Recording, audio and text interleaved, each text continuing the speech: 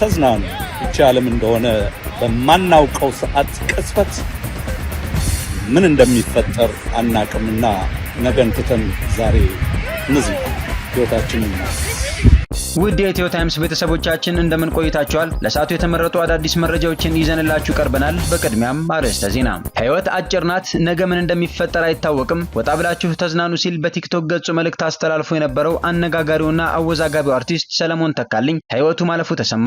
በግሌ ሰው ከሞተ በኋላ መወቀስ የለበትም በሚለው አላምንም የሚለው ጋዜጠኛ ቴዎድሮስ ተክለአረጋይ ሰለሞን ህወሓትን መደገፉ አይደለም ችግሩ ትግሬ ካልሆንኩ ማለቱ ነው በማለት ገልጿል። ተጨማሪ አለን። በአማራ ብሔራዊ ክልላዊ መንግስት የወልቃይት ጠገዴ ሰቲት ሁመራ ዞን ለህወሓት መግለጫ ምላሽ ሰጠ።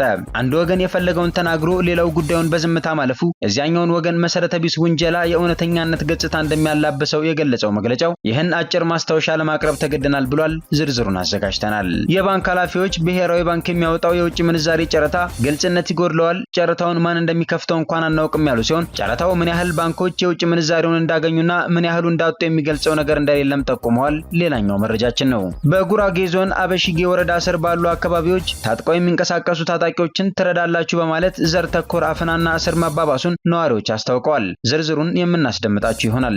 የአንዱን ህገወጥ ቡድን ፍላጎት ብቻ በማድመጥ ሌሎችን ያገለለ አቃፊ ያልሆነ ካቢኔ ማቋቋም ተቀባይነት የለውም ሲል በአቶ ጌታቸው ረዳ የሚመራው የህወሓት ኃይል ተቃውሞውን የገለጸ ሲሆን የአቶ ጌታቸው አስተዳደር ህገወጥ ተግባሩ ተጋግሎ ወደ ተባባሰ ግጭት እንዳያመራ ስልጣን ጭምር ለሰላም ሲል አሳልፎ ሰጥቷል በማለትም ገልጿል። ሙሉ መረጃውን አጠናቅረን አቀርበነዋል። የሮም ፓትርያርክና የካቶሊክ ቤተክርስቲያን መሪ የነበሩት ርዕሰ ሊቃነ ጳጳሳት ፍራንሲስ በ88 ዓመታቸው ማረፋቸውን ቫቲካን በይፋ አስታውቋል። ጠቅላይ ሚኒስትር ዶክተር አብይ አህመድም የተሰማቸውን ሐዘን ገልጸዋል። ዝርዝሩን አጠናቅረናል። በፈረንሳይ የሚገኙ የቡርኪና ፋሶ ነዋሪዎች በኢብራሂም ትራኦሬ ላይ የተቃውሞ ሰልፍ እያካሄዱ ይገኛሉ። ከሰልፉ ጀርባ የፈረንሳይ እጅ አለ የተባለ ሲሆን ትራኦሬ ከቀናት በፊት ከእንግዲህ ጥሬ ወርቃችንን ወደ ውጭ አንልክም ያሉ ሲሆን የግብረ ሰዶማውያንን ጉዳይ አስመልክተውም ሐሳብ አስፍረዋል። ተጨማሪ ይዘን ቀርበናል። የተከበራችሁ የኢትዮ ታይምስ ቤተሰቦቻችን እነዚህንና ሌሎችም ያልተሰሙ መረጃዎችን ለማድመጥ እስከ መጨረሻው ድረስ ላይክ፣ ሼር እና ሰብስክራይብ በማድረግ እንዲሁም የደወል ምልክቷን በመጫን አብራችሁን እንድትቆዩ እንጋብዛለን።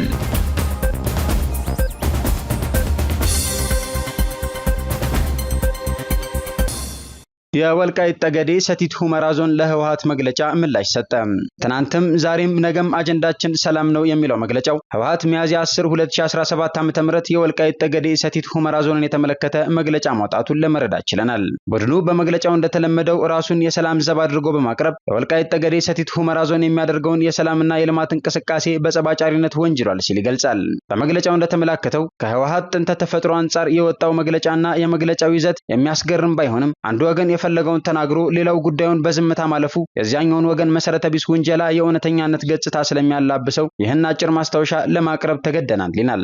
የወልቃይት ጠገዴ ሰቲት ሁመራ ህዝብ የትናንትም የዛሬም የነገም መሪ አጀንዳ ሰላምና ሰላም ብቻ ነው የሚለው መግለጫው በህወሓት የግፍ አገዛዝ ለ27 ዓመታት ሲማቅቅ ሲገደልና ሲፈናቀል ለኖረው ህዝባችን ሰላም ልዩ ትርጉም ያለው ነው። ስለሆነም ሰላሙን ለማረጋገጥ ያለ እንቅልፍ ይሰራል፣ ይተጋል፣ ያተጋል፣ ለአማራዊ ማንነቱ ዘብ ሆኖ ይቆማል ይላል። አክሎም መላው የወልቃይት ጠገዴ ሰቲት ሁመራ ዞን ህዝብ ራሱን በሰላም አስከባሪነት በማዘጋጀት የራሱንና የአካባቢውን ውስጣዊ ሰላም ከሰርጎ ገቦች፣ ከወያኔ መንገድ ጠራጊ ኃይሎች፣ ከባንዳዎች ሲጠብቅ ቆይቷል። ወደፊትም ይቀጥላል። የተከዜ ዘብ የሰላም ዘብ ሲሆን በዞኑ ህዝብ የተዋቀረ የዞኑ ሰላም አስከባሪ እንጂ የማንንም አልፎ የማይጠይቅ የራሱን ማንነት አሳልፎ የማይሰጥና የጠባጫሪነት አጀንዳ የሌለው ኃይላችን ነው ይላል። ህወሓት ከወልቃይት ጠገዴ ሰቲት ሁመራ ዞን እንዲወጣለት የጠየቀው የዞኑን ህዝብ ነው ያለው መግለጫው በእርግጥ ከፍ ብሎ እንደተገለጸው ለኛ ህወሓት ይህን ማለቱ ፈጽሞ ያስገርመንም ብሏል። ቀጥሎም ህወሓት ከጥንት እስከ ዛሬ የማያከብረውን ህገ መንግስትና ፌዴሬሽን ደግሞ ደጋግሞ የሚጠቅስ የማያምንበትንና የማያከብረውን የፕሪቶሪያ ስምምነት ደግሞ ደጋግሞ የሚያወሳ ቡድን እንደሆነ አሳምረን እናውቃለንና በማለት ይገልጻል። ስለሆነም ህወሓት የሚፈልገው የወልቃይት ጠገዴን ህዝብ እንደለመደው ከርስቱ አፈናቅሎና ጨፍጭፎ የአማራ ርስት የሆነውን የወልቃይት ጠገዴን ለም መሬት መጠቅለል እንደሆነ ግልጽ ነው። ቡድኑ አካባቢውን በጉልበት በወረረበት ዘመን ያደረሳቸው ግፎችና በደሎችም ሆነ በጎረቤት ሀገር ያሉ ተዋጊዎች በወልቃይት ጠገዴ አማራዎች ላይ እያደረሱት ያለው ማሳደድና መጨፍጨፍ የቡድኑን ፍላጎትና ቋሚ ዓላማ በማያሻማ መልኩ ፍንተው አድርገው የሚያረጋግጡ ናቸው ይላል። በመሆኑም ከመግለጫው ለመረዳት እንደሚቻለው ወያኔ አጭበርባሪና ቁማርተኛ ቡድን መሆኑን ፀሐይ የሞቀው ህዝብ ያወቀው ነውና አዲሳችን አይደለም የሚለው መግለጫው የወልቃይት ጠገዴ ህዝብ ዛሬም እንደትናንቱ ህግንና ህገ መንግስቱን መሰረት አድርጎ ሰላሙንና ነጻነቱን አስጠብቆ ለመኖር ይሰራል። ለሀገር ዳር ድንበር በጎ ጠረፍ ጠባቂ ሆኖ ይቀጥላል። የፕሪቶሪያው ስምምነት በተሟላ ሁኔታ ተግባራዊ እንዲሆን ያለንን ቁርጠኝነትም ከመጀመሪያው ጊዜ ጀምሮ ስንገልጽ ቆይተናል ተስማምተናል ያለ ሲሆን ስምምነቱ በተሟላ ሁኔታ ተፈጻሚ መሆን ለዞናችን ህዝብ ብቻ ሳይሆን ለመላው ኢትዮጵያውያን ዘላቂ ሰላም በጣም አስፈላጊ መሆኑን እንገነዘባለንና ብሎ መግለጫውን ያጠናቅቃል። ብሔራዊ ባንክ የሚያወጣው የውጭ ምንዛሬ ጨረታ ግልጽነት ይጎድለዋል ሲሉ የባንክ ኃላፊዎች ተናገሩ። ብሔራዊ ባንክ ከቅርብ ጊዜ ወዲህ የውጭ ምንዛሬ ጨረታዎችን ማውጣት የጀመረ ሲሆን በጨረታው አሰራር ላይ ቅሬታ እንዳላቸው ባንኮች እየተናገሩ ይገኛሉ።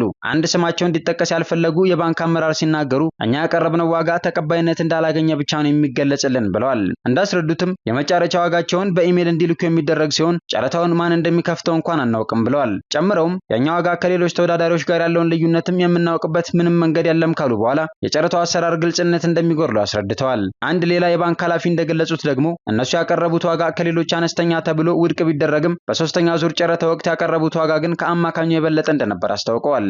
የባንክ ኃላፊዎች እንደሚሉት ብሔራዊ ባንክ በሚያወጣቸው ጨረታዎች የሚገልጸው በአማካይ የቀረበለትን ዋጋና የተወዳደሩትን ባንኮች ብዛት ብቻ ነው። ምን ያህል ባንኮች የውጭ ምንዛሬውን እንዳገኙና ምን ያህሉ እንዳወጡ የሚገልጸው ነገር እንደሌለም አስታውቀዋል። በመሆኑም በቀጣይ ብሔራዊ ባንኩ በሚያወጣቸው ጨረታዎች ላይ ግልጽነት ያለው አሰራር እንዲከተል አሳስበዋል። ብሔራዊ ባንክ በየሁለት ሳምንቱ እንዲህ አይነት ጨረታዎችን እንደሚያወጣ ያስታወቀ ሲሆን ባሳለፍነው ሳምንት ለአራተኛ ጊዜ ጨረታውን ማከናወኑ ይታወቃል። በአራተኛው ዙር ጨረታ $70 ሚሊዮን ቀርቦ በአማካይ በ131 ብር ከ49 ሳንቲም ለመሸጥ መቻሉን ይፋ ማድረጉን መግለጻችን ይታወሳል።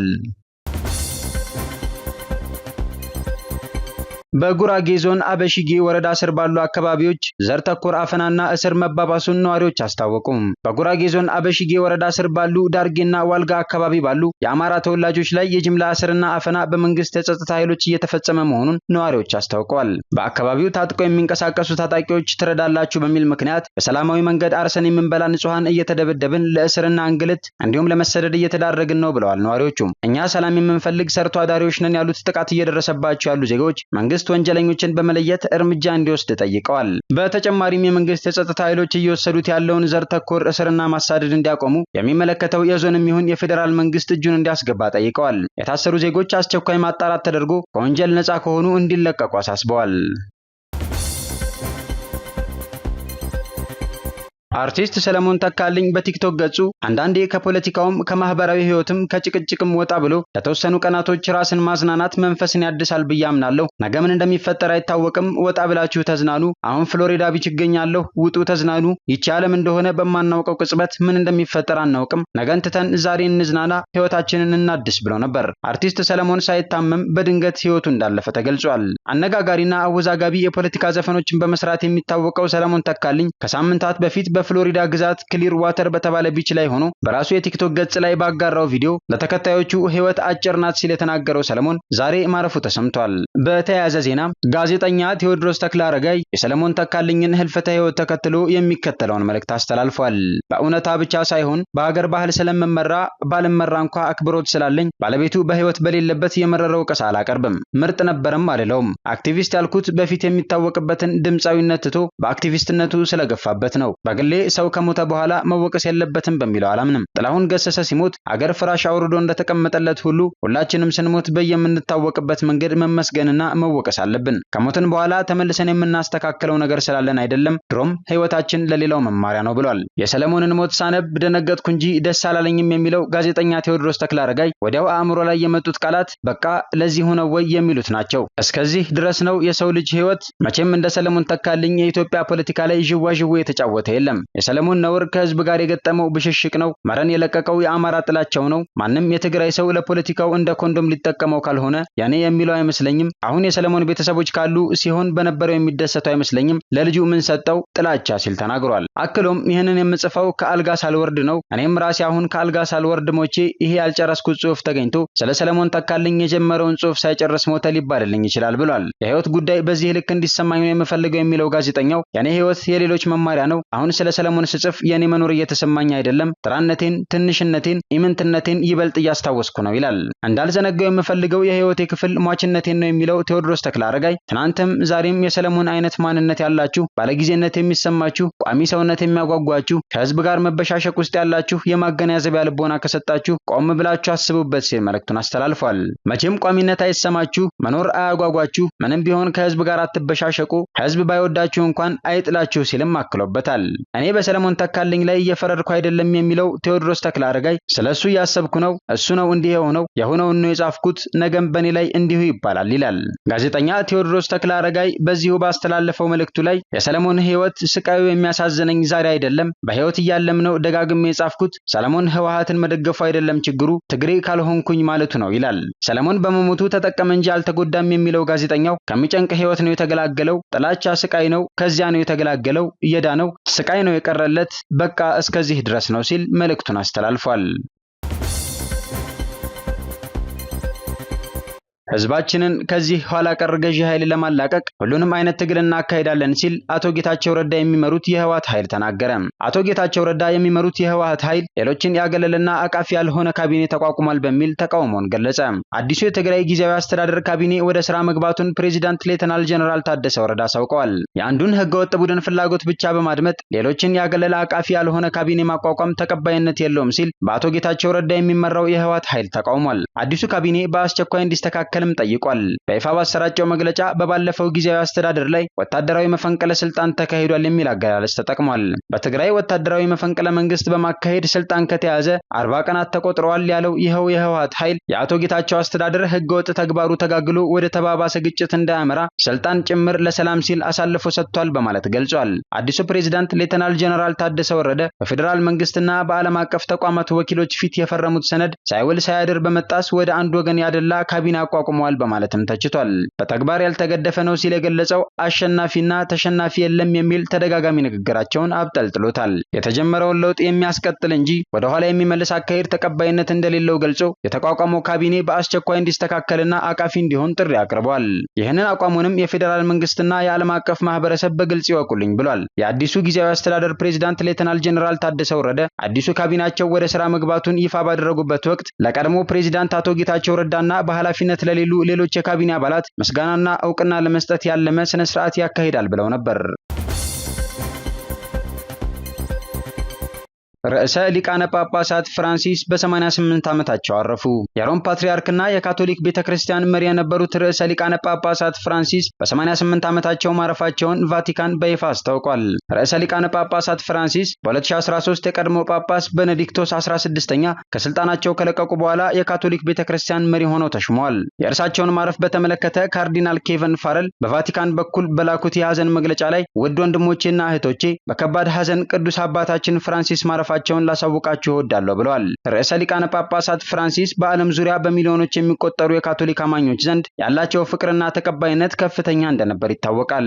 በተያያዘ ዜና ጠቅላይ ሚኒስትር ዶክተር አብይ አህመድ የሮማው ካቶሊካዊት ቤተክርስቲያን ሊቀ ጳጳስ ፖፕ ፍራንሲስ ህልፈተ ሕይወትን አስመልክተው የተሰማቸውን ሐዘን በኤክስ ገጻቸው የገለጹ ሲሆን ብፁዕ ወቅዱስ አቡነ ማትያስ ቀዳማዊ ፓትርያርክ ርዕሰ ሊቃነ ጳጳሳት ዘኢትዮጵያ ሊቀ ጳጳስ ዘአክሱም ወዕጨጌ ዘመንበረ ተክለ ሃይማኖት የሮም ካቶሊክ ቤተክርስቲያን መሪ በሆኑት በብፁዕ ወቅዱስ ፖፕ ፍራንሲስ ህልፈት የተሰማቸውን ጥልቅ ሐዘን ለመላው የሮማ ካቶሊካዊ መሪዎችና በመላው ዓለም ላሉ ምዕመናን እንዲሁም በኢትዮጵያ ላሉ ካቶሊካውያን በኢትዮጵያ ኦርቶዶክስ ተዋሕዶ ቤተክርስቲያን ስም ገልጸዋል።